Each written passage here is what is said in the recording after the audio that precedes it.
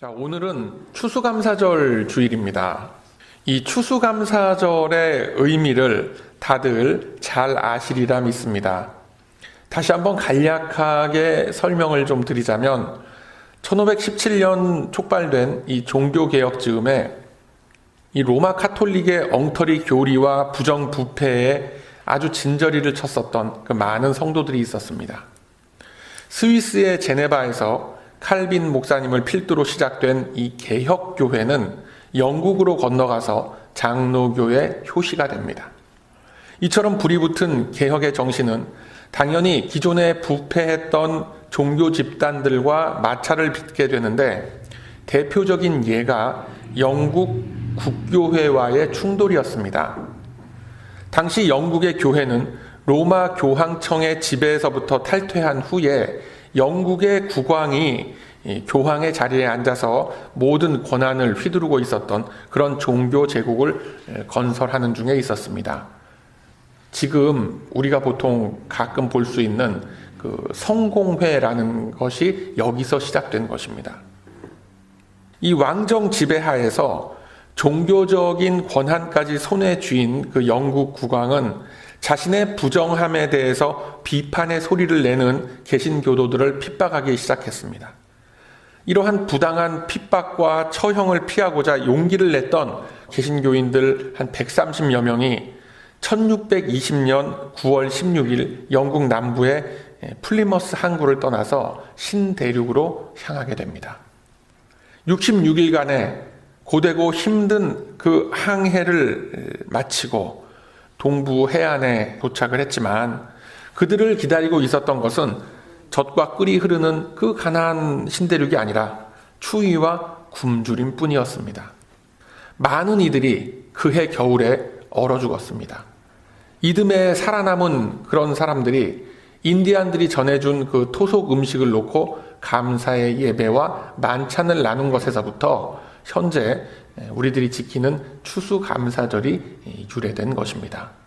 자, 또 다른 성경적인 유래는 수장절이라고 불리는 초막절의 절기에서부터 찾을 수가 있습니다.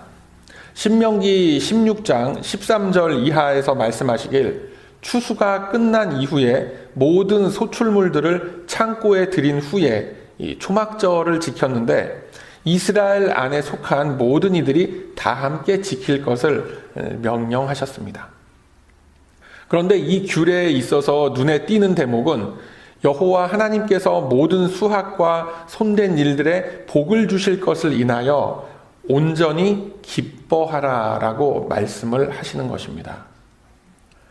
자, 이 말씀을 놓고 예수님께서는 모세 율법에 담긴 하나님께 대한 감사와 거룩의 의미를 복음 안에서 계속해서 이어나갈 것을 말씀하고 계신 거예요. 그래서 우리들은 이러한 성경 말씀의 근거와 교회 문화 속의 전통을 따라서 추수감사절을 지키게 된 것입니다. 지역과 문화에 따라서 조금씩 차이는 있지만 말씀을 지키겠다라는 대략적인 의미와 표현하는 그 정신은 대개 동일합니다. 사실 구약의 모든 율법과 규례는 예수님의 십자가 희생의 모든 것이 맞추어져 있습니다. 예수님께서는 우리의 모든 죄를 사해 주시기 위해서 희생을 당하셨고 우리의 영혼과 우리의 육신을 구원해 주신 것입니다. 이 사실을 믿고 하나님을 아버지라고 부르는 자들에게는 더 이상 죄와 사망의 영향력이 그 사람의 영혼과 인격을 지배하는 것이 아니라 그리스도의 영, 즉 성령께서 다스리시는 공간 속에서 평안과 기쁨을 누리며 살아가게 되는 것입니다. 자, 이것이 천국의 삶을 이 땅 위에서 누리며 산다라고 말하는 것의 실체입니다. 그 사실을 우리는 성령의 조명하심으로 깨닫고 느끼게 되고 그로 인해서 감사하는 자리에까지 오를 수 있게 되는 겁니다. 그런데 문제는 이러한 신앙의 사실들과 교리적인 지식들이 우리들 삶의 그 현실과 구체적으로 연결이 잘 되지 않는다라는 것에 있습니다. 이 대목에서 많은 이들이 신앙생활에 회의를 느끼고 원망하고 또 자포자기하기도 하고 하나님의 섭리와 그에 따른 감사보다는 원망과 불평의 탄식 소리를 내는 것이 그게 보통입니다. 자, 오늘 우리들이 나눈 본문의 말씀은 바로 이러한 기쁨과 내면의 평화에서 우러나오는 감사가 삶 속에서 어떻게 고백되어지고 있는가라는 것을 잘 표현한 그런 말씀입니다. 자, 본문을 보면 세 가지 관점이 등장을 합니다. 첫 번째로는 화자, 즉 말씀을 풀어가고 있는 주인공과 너로 표현되는 회중들, 그리고 하나님이 등장을 합니다. 시편의 기자, 화자, 그렇죠? 시편의 기자는 말하기를 지존자의 은밀한 곳에 거하는 자는 전능자의 그늘 아래 거하는 것이다 라고 합니다. 그럼 은밀한 곳이 어디겠습니까? 은밀한 곳이라고 하면 아무에게나 쉽게 개방되지 않는 비밀의 장소입니다. 그곳에서 이루어지는 일은 아무도 알 수 없고 오직 상대방과 나만 알 수 있는 거예요. 그럼 본문에서 말씀하는 은밀한 곳이 어디겠습니까? 나의 은밀한 곳이 아니라 지존자의 은밀한 곳이라고 했습니다. 그것은 내 안에 지어져 있을 수도 있고 없을 수도 있습니다. 바로 나와 하나님이 만나는 지성소를 의미하는 것입니다. 그렇기 때문에 이 은밀한 곳은 장소의 개념이 아니라 상태의 개념이다라는 것을 여러분 기억하시길 바랍니다.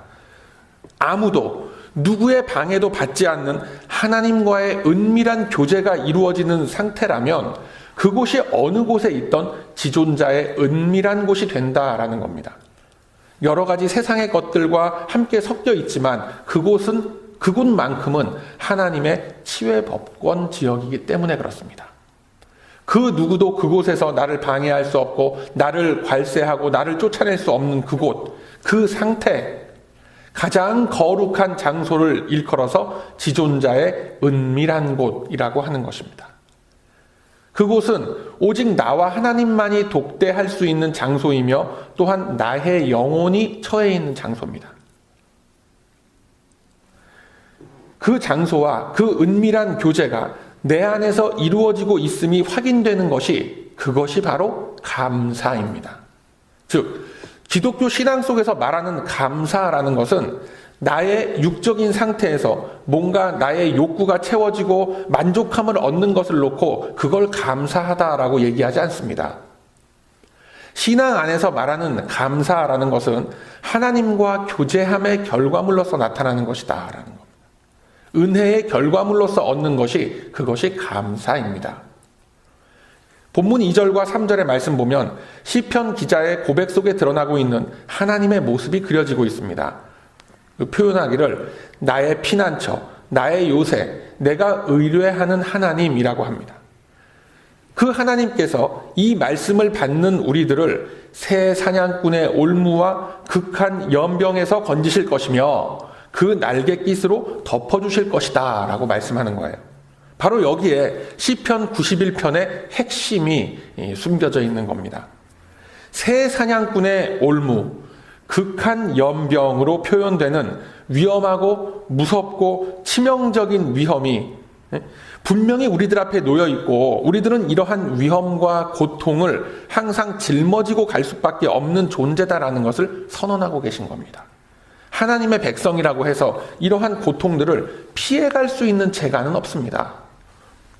그 누구도 피해갈 수가 없습니다. 믿는 사람이나 믿지 않는 사람이나 우리 인생 속에서 부딪히는 동일한 고통과 시련들은 다 있게 마련인 것입니다. 육신의 장막 속에 거하는 그 시간 속에서 우리들은 결코 이 어려움들을 피할 수가 없어요. 그런데 많은 이들이 고통과 어려운 일들이 우리들 앞에 놓여 있다라는 이 사실을 인정하려고 들질 않는 겁니다. 그래서 이 지점에서 세상 사람들이 표현하는 감사와 성도가 품고 있는 감사가 전혀 다른 개념으로 나타나게 된다라는 겁니다. 자, 9절의 말씀을 보면 드디어 이 말씀을 받는 우리들의 모습과 우리들의 고백이 나타나고 있습니다.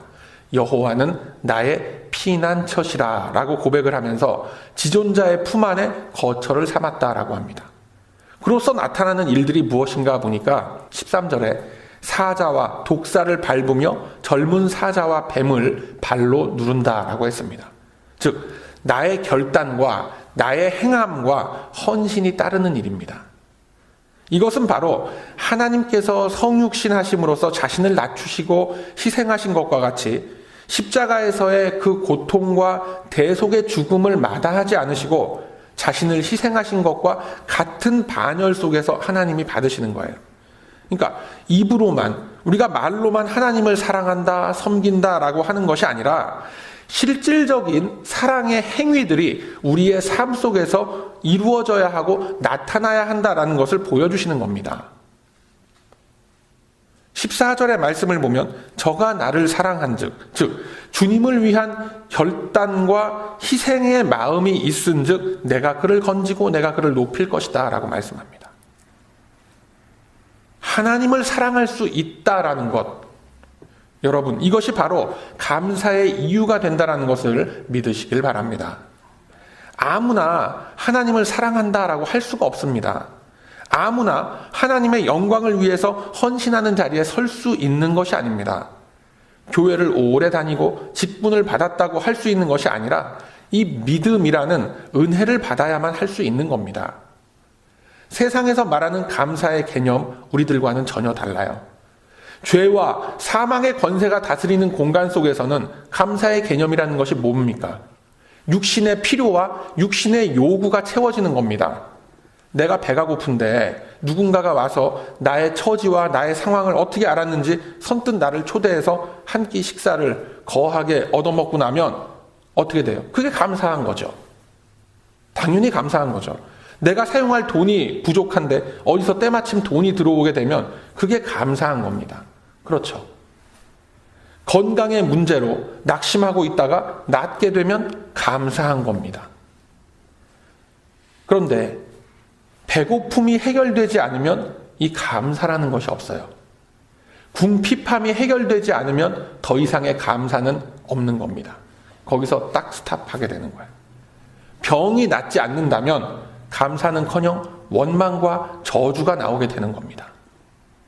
여러분, 진정한 감사라는 것은 나의 상황과 나의 감정에 따라서 조변석게 하는 그런 것이 아닙니다.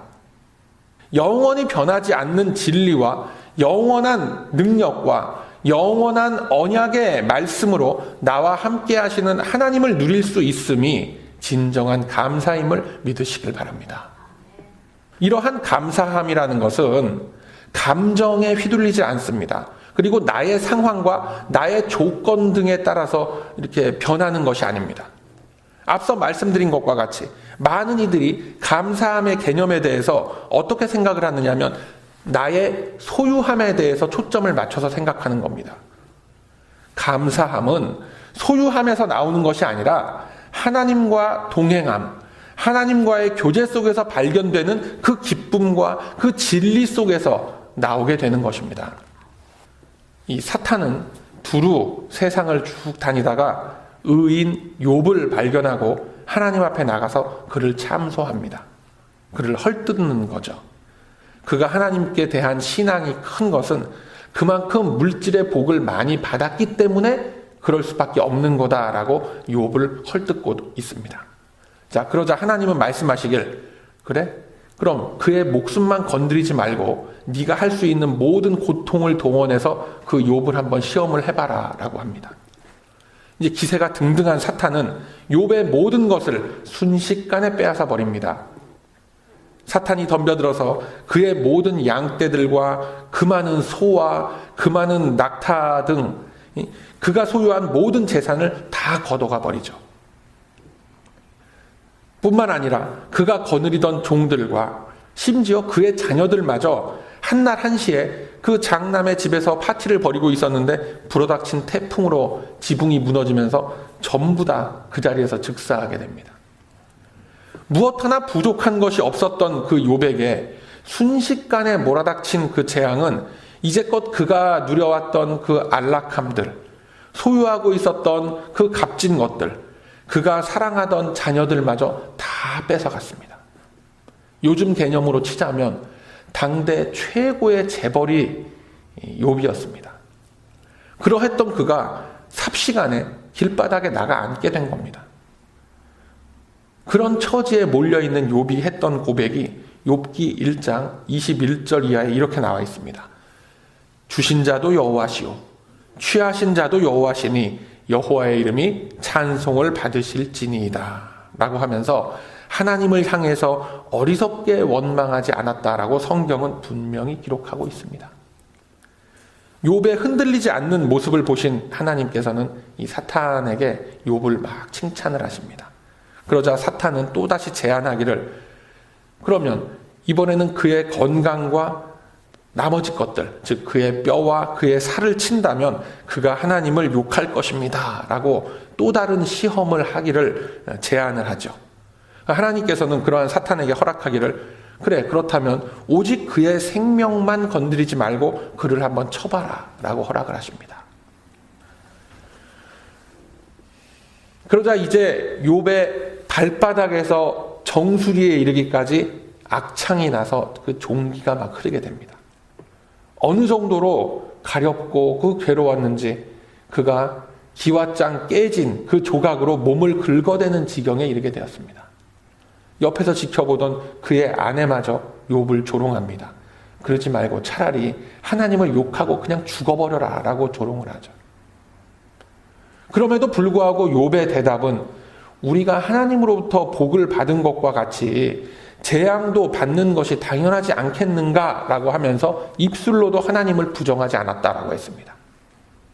나중에 그의 세 친구가 몰려와서 이 욥을 위로한답시고 하는 말들이 어이 욥, 네가 뭔가 하나님 앞에서 캥기는 게 많이 있으니까 겉으로는 의인인 척했지만 뒤로 뭔가 이 나쁜 짓을 하고 다녔기 때문에 이런 벌을 받는 거야. 그러니까 당장 회개해. 이런 모욕적인 말을 들었을 때도 그는 하나님을 원망하고 자신을 비관했던 것이 아니라 오히려 그 친구들을 타이르는 이 성숙한 모습까지 보이는 것입니다. 그리고 그는 결국 하나님과 폭풍우 속에서 독대를 하게 되죠. 그리고 하나님의 절대적인 주권과 창조의 대서사시 앞에서 하나님 앞에 회개하고 무릎을 꿇게 됩니다. 이것이 바로 욥의 감사였던 것을 우리는 기억하고 있습니다. 자신이 믿음으로 가지고 있던 신앙을 고난을 통해서 실제로 자신의 삶 속에서 경험함으로써 비로소 주님을 새롭게 만나게 되었음을 고백하는 모습을 보이는 겁니다. 이처럼 하나님을 경험하게 되면, 하나님을 체험하게 되면 회개하게 되고 또 감사하게 되는 것입니다. 욥의 감사함은 그의 소유함에서부터 나왔던 것이 아닙니다. 그가 온갖 고난을 다 겪고 완전히 알거지가 다 된 후에 온 몸에 욕창이 나서 이제는 건강마저 다 잃어버린 후에 비로소 새롭게 찾은 것입니다. 이처럼 감사함이라는 것은 소유함에서부터 나오는 것이 아니라 하나님을 진정으로 만났을 때에 나오게 된다라는 겁니다. 가진 것이 많아서 감사한 것이 아니라 하나님을 알게 된 것, 하나님을 느끼고 체험하게 된 것이 그것이 놀랍고 신비롭고 감사한 겁니다. 이것이 우리 기독교에서 말하는 감사함입니다, 여러분. 하나님 한 분만으로 만족하고 기뻐할 수 있는 마음의 상태로 나를 성장시켜 주신 것, 이것이 변하지 않는 내 영혼의 감사함입니다. 사람의 감정은 수시로 변합니다. 나의 조건과 나의 처지에 따른 감정의 변화 속에서는 진정한 감사함이라는 것이 나올 수가 없는 것입니다. 그럼에도 불구하고 많은 성도들이 입으로는 주님의 은혜와 사랑이 감사합니다라고 한데 실제 살아가는 모습을 보면 전혀 그렇지가 못하죠. 왜요? 이미 누차례 말씀드렸지만 감사의 조건과 감사의 기준이 변하지가 않은 채 마음속에 계속 남아있기 때문에 그런 겁니다. 그렇다면 우리가 한번 뒤집어서 생각을 해볼 필요가 있어요.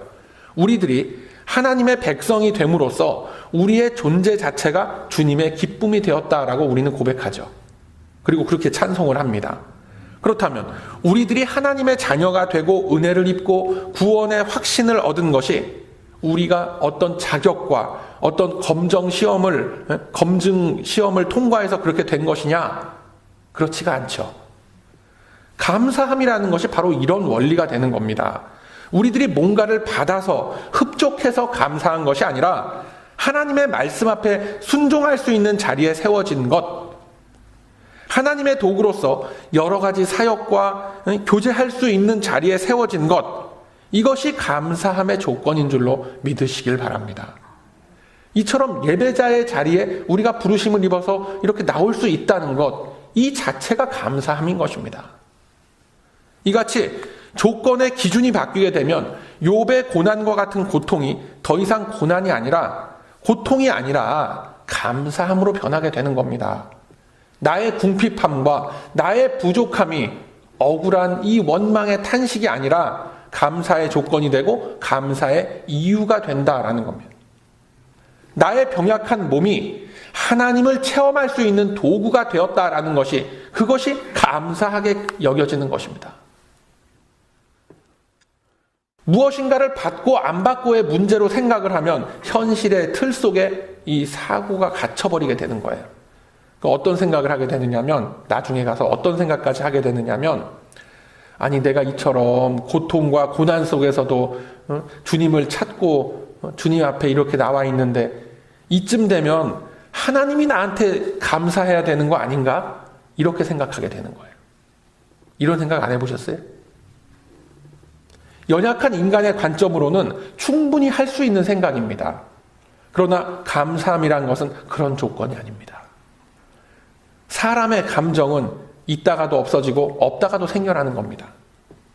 감정의 기복으로서 생기는 감사가 아니라 내가 처해 있어야 할 상태로서의 그 감사함을 추구하시길 바랍니다.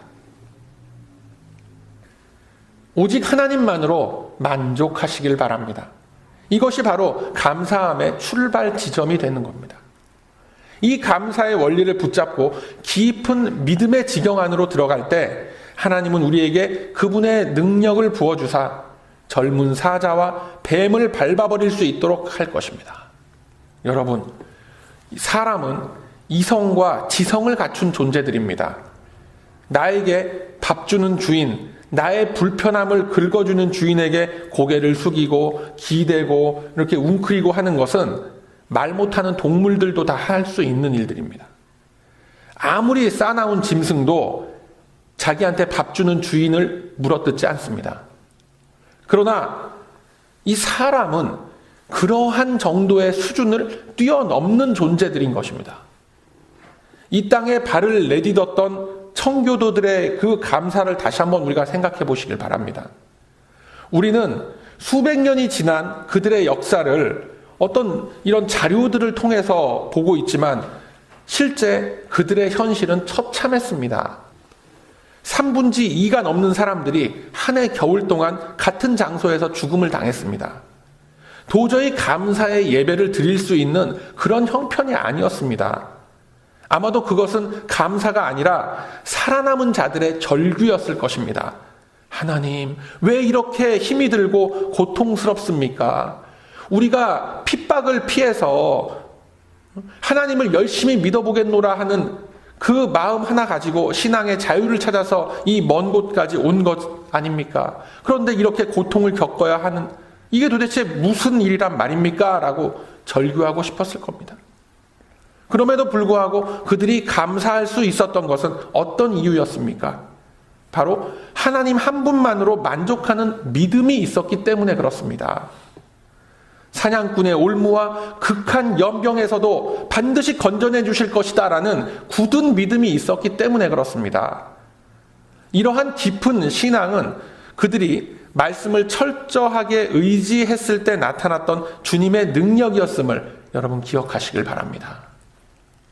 시편 119편 67절에 보면 이렇게 말씀이 기록되어 있습니다. 고난당하기 전에는 내가 그릇 행하였더니 이제는 주의 말씀을 지키나이다 라고 고백했던 그런 믿음들이 있어요. 이어지는 시편 119편 71절에 보면 고난당한 것이 내게 유익이라 이로 인하여 내가 주의 율례를 배우게 되었나이다 라고 고백을 합니다.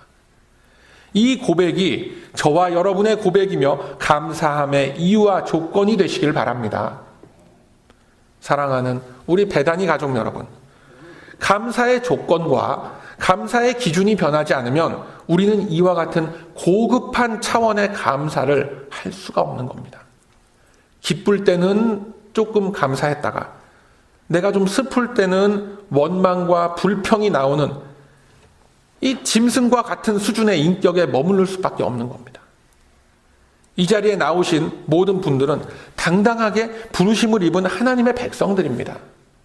우리가 받은 성령의 능력은 젊은 사자와 독사를 발로 짓이겨 버릴 수 있는 힘과 용기를 우리들에게 이미 다 허락하셨습니다. 그러나 이 시대의 많은 이들이 이미 얻은 이 능력을 사용하려고 하질 않는 겁니다. 그냥 그 자리에 주저앉아서 부르짖고만 있습니다. 통성으로 부르짖고 밤낮으로 부르짖습니다. 아니, 부르짖는 건 좋은데 그럼 어디서 부르짖습니까? 지존자의 은밀한 곳에 가서 부르짖는 것이 아니라 큰 길 어귀에서 부르짖고 있습니다. 하나님께 부르짖는 것이 아니라 주변 사람들에게 부르짖는 거예요. 기도의 응답? 그런 게 있을 턱이 없죠. 애초에 하나님께 나와서 은밀한 곳에서 정성껏 올려드린 기도가 아닌데, 아니 무슨 응답이 있겠습니까? 응답이 있는 게 그게 더 이상한 거죠. 여러분, 지존자의 은밀한 곳에서 주님과의 깊은 교제를 가지시길 바랍니다. 주님과의 깊은 교제를 통한 그 교감이 생길 때 주님은 우리들의 마음에 참된 평안과 감사함에서 나오는 여러 가지 기쁨의 모습들을 보여주실 것입니다. 그 모습 하나하나가 우리네 삶의 실체가 되기를 바랍니다. 오늘 이 추수감사절의 아침에 이러한 깊은 감사의 체험이 저와 여러분의 삶 가운데 넘치기를 소망합니다. 하나님께서는 오늘 본문의 말씀을 통해서 우리를 건지시고 우리를 영화롭게 해주신다라고 하셨습니다. 뿐만 아니라 장수함으로 우리를 만족해 하고 구원으로 보이리라라고 하셨습니다. 이 약속은 막연한 어떤 추상적인 담론에 머무르는 것이 아니라 현재 흘러가는 우리의 이 인생의 시간 속에서 지금 이 순간 속에서도 이루어지고 있는 실제적인 역사입니다. 이 사실을 깊이 생각하시면서 이 깊어가는 수학의 계절 속에서 다시 한번 주님과의 깊은 교제를 통해 진정한 감사의 조건을 확인해 나아가시는 우리 모두가 되시길 바랍니다. 그러함으로 이제는 나의 조건과 상황에 따른 감사함이 아니라 오직 말씀 앞에 순종하며 주님과의 깊은 교제 속에서 감사함의 그 이유와 조건을 확인해 나아가시는 저와 여러분의 복된 삶이 다 되시길 이 아침에 주님의 이름으로 축원드립니다. 아멘.